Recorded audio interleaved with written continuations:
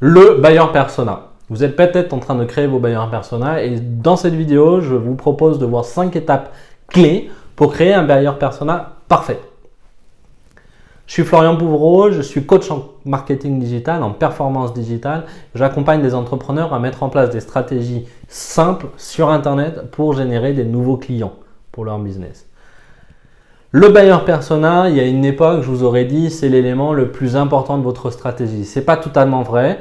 On peut faire des stratégies digitales sans buyer persona, mais dès lors qu'on a un buyer persona, la stratégie digitale prend beaucoup plus de sens et devient beaucoup plus efficace. Donc, c'est important de travailler sur un buyer persona et on va vraiment revenir dessus, on parle de un buyer persona et non pas de plusieurs buyer persona. Ça, c'est une différence que vous pouvez avoir avec des formations d'HubSpot et d'Inbound. Déjà, faisons le point sur le buyer persona. Le buyer persona, c'est un avatar fictif de votre client idéal, celui avec qui vous avez envie de travailler. Alors, arrêtez de dire mon client habituel, c'est Justine qui a 25 ans, etc. Ça, c'est le client qui sort de vos ventes, mais est-ce que c'est votre client idéal? Pas obligatoirement.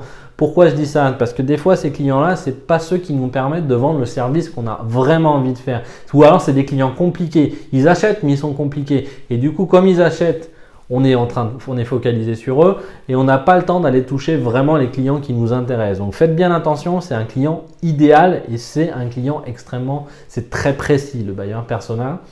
Donc là, les étapes pour créer un buyer persona parfait. La première, et celle sur laquelle vous devez passer le plus de temps, c'est sur ses problématiques et votre promesse.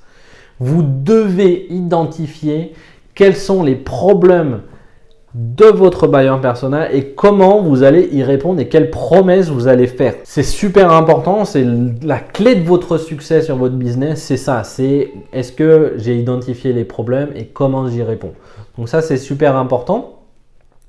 Une fois que vous avez trouvé les problématiques et les promesses, faites bien attention de vérifier que ces problématiques-là, comment votre buyer persona l'exprime grâce à des mots-clés. Vous avez un outil qui est génial pour ça, qui est gratuit, qui s'appelle Uber Suggest, UBER et Suggest en anglais.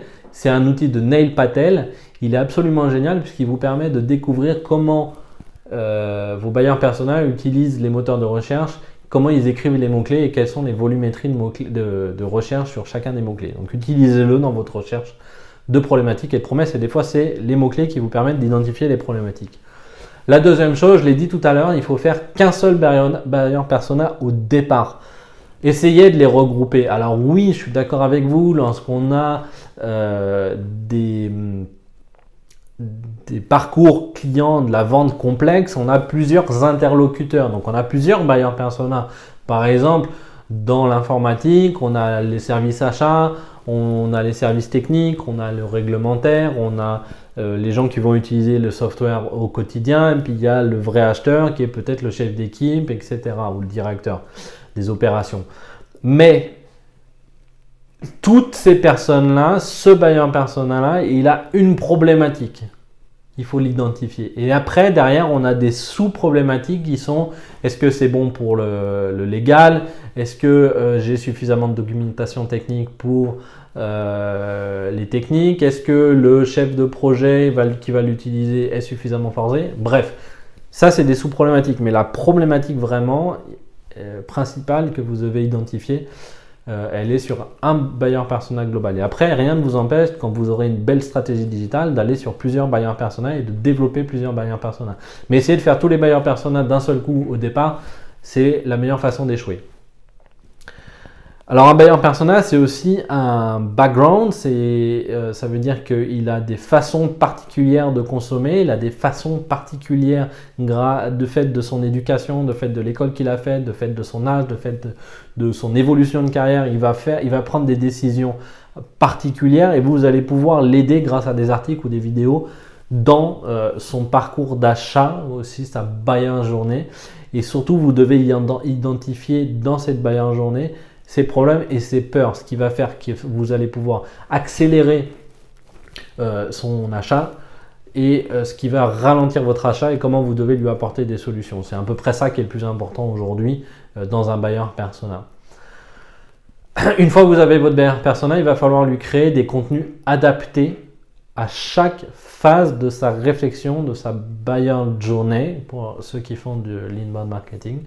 Et donc, là encore, est-ce qu'il faut plutôt faire de la vidéo, faut plutôt faire des articles? Alors moi, je vous conseille tout le temps de doubler, c'est-à-dire faire une vidéo et de transcrire cette vidéo-là, d'en transcrire d'un article. Ça, c'est extrêmement puissant. Faites-le, puisqu'aujourd'hui, la vidéo, avoir un visage, c'est ce qui fait vendre. Donc ça, une fois que vous avez les contenus adaptés, vous allez choisir les canaux les plus adaptés pour diffuser ces contenus-là. Ça peut être LinkedIn, ça peut être Facebook, ça peut être de la publicité ou ça peut être de l'organique, ça peut être un blog. Mais le buyer persona, ce qui est important aussi, c'est d'identifier où est-ce qu'il va le chercher l'information. Si par exemple c'est un dirigeant d'entreprise, très souvent, il ne va pas passer beaucoup de temps sur Facebook la journée. Par contre, il va peut-être être sur LinkedIn ou va peut-être faire des recherches sur Google. Il n'aura peut-être pas le réflexe d'aller sur Facebook. Par contre, le week-end ou en fin de journée, une fois qu'il a couché les enfants, qu'il s'est un peu vidé la tête, des fois sur Facebook, c'est le bon moment de le contacter. Donc là, encore une fois, c'est du bon sens. Il faut essayer de comprendre comment votre buyer persona fonctionne. Si vous faites tout ça, normalement, vous aurez des buyer persona qui seront puissants, qui vous permettront de mettre en place des stratégies digitales efficaces. Donc j'espère que vous avez aimé cette vidéo. N'hésitez pas à me poser des questions en commentaire en bas, j'y répondrai.